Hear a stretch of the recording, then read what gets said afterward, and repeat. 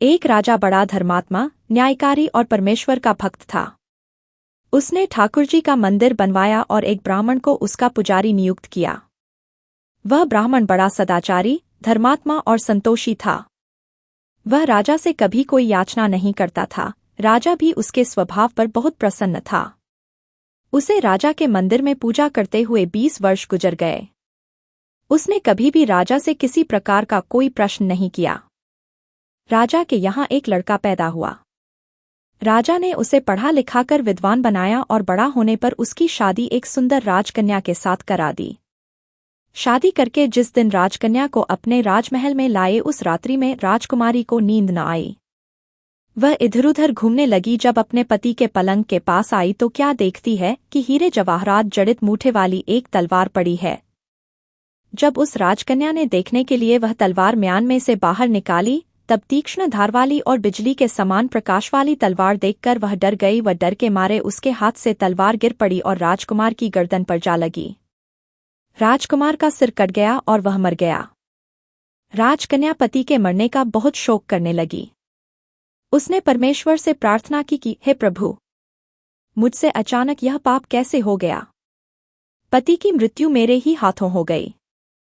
आप तो जानते ही हैं, परंतु सभा में मैं सत्य न कहूंगी क्योंकि इससे मेरे माता पिता और सास ससुर को कलंक लगेगा तथा इस बात पर कोई विश्वास भी न करेगा। प्रातःकाल में जब पुजारी कुएं पर स्नान करने आया तो राजकन्या ने उसको देखकर विलाप करना शुरू किया और इस प्रकार कहने लगी, मेरे पति को कोई मार गया। लोग इकट्ठे हो गए और राजा साहब आकर पूछने लगे, किसने मारा है। वह कहने लगी, मैं जानती तो नहीं कि वह कौन था, परंतु उसे ठाकुर जी के मंदिर में जाते देखा था। राजा समेत सब लोग ठाकुर जी के मंदिर में आए तो ब्राह्मण को पूजा करते हुए देखा। उन्होंने उसको पकड़ लिया और पूछा, तूने राजकुमार को क्यों मारा। ब्राह्मण ने कहा, मैंने राजकुमार को नहीं मारा। मैंने तो उनका राजमहल भी नहीं देखा है। इसमें ईश्वर साक्षी हैं। बिना देखे किसी पर अपराध का दोष लगाना ठीक नहीं। ब्राह्मण की तो कोई बात ही नहीं सुनता था। कोई कुछ कहता था तो कोई कुछ। राजा के दिल में बार बार विचार आता था कि यह ब्राह्मण निर्दोष है। परंतु बहुतों के कहने पर राजा ने ब्राह्मण से कहा, मैं तुम्हें प्राण दंड तो नहीं देता, लेकिन जिस हाथ से तुमने मेरे पुत्र को तलवार से मारा है तेरा वह हाथ काटने का आदेश देता हूँ। ऐसा कहकर राजा ने उसका हाथ कटवा दिया। इस पर ब्राह्मण बड़ा दुखी हुआ और राजा को अधर्मी जान उस देश को छोड़कर विदेश में चला गया। वहां वह खोज करने लगा कि कोई विद्वान ज्योतिषी मिले तो बिना किसी अपराध हाथ कटने का कारण उससे पूछूं। किसी ने उसे बताया कि काशी में एक विद्वान ज्योतिषी रहते हैं। तब वह उनके घर पर पहुंचा। ज्योतिषी कहीं बाहर गए थे। उसने उनकी धर्मपत्नी से पूछा, माताजी, आपके पति ज्योतिषी जी महाराज कहाँ गए हैं। तब उस स्त्री ने अपने मुख से अयोग्य असह्य दुर्वचन कहे, जिनको सुनकर वह ब्राह्मण हैरान हुआ और मन ही मन कहने लगा कि मैं तो अपना हाथ कटने का कारण पूछने आया था, परंतु अब इनका ही हाल पहले पूछूंगा। इतने में ज्योतिषी आ गए। घर में प्रवेश करते ही ब्राह्मणी ने अनेक दुर्वचन कहकर उनका तिरस्कार किया, परंतु ज्योतिषी जी चुप रहे। अपनी स्त्री को कुछ भी नहीं कहा। तदनंतर वे अपनी गद्दी पर आ बैठे। ब्राह्मण को देखकर ज्योतिषी ने उनसे कहा, कहिए ब्राह्मण देवता, कैसे आना हुआ। आया तो था अपने बारे में पूछने के लिए, परंतु पहले आप अपना हाल बताइए कि आपकी पत्नी अपनी जुबान से आपका इतना तिरस्कार क्यों करती है, जो किसी से भी नहीं सहा जाता और आप सहन कर लेते हैं। इसका कारण है, यह मेरी स्त्री नहीं, मेरा कर्म है। दुनिया में जिसको भी देखते हो अर्थात भाई, पुत्र, शिष्य, पिता, गुरु, संबंधी, जो कुछ भी है सब अपना कर्म ही है। यह स्त्री नहीं, मेरा किया हुआ कर्म ही है और यह भोगे बिना कटेगा नहीं। अवश्य में भोक्तव्यम कृतं कर्म शुभाशुभम नाभुक्तम क्षीयते कर्म कल्पकोटिष्तैरपि। अपना किया हुआ जो भी कुछ शुभाशुभ कर्म है वह अवश्य ही भोगना पड़ता है। बिना भोगे तो सैकड़ों करोड़ों कल्पों के गुजरने पर भी कर्म नहीं टल सकता।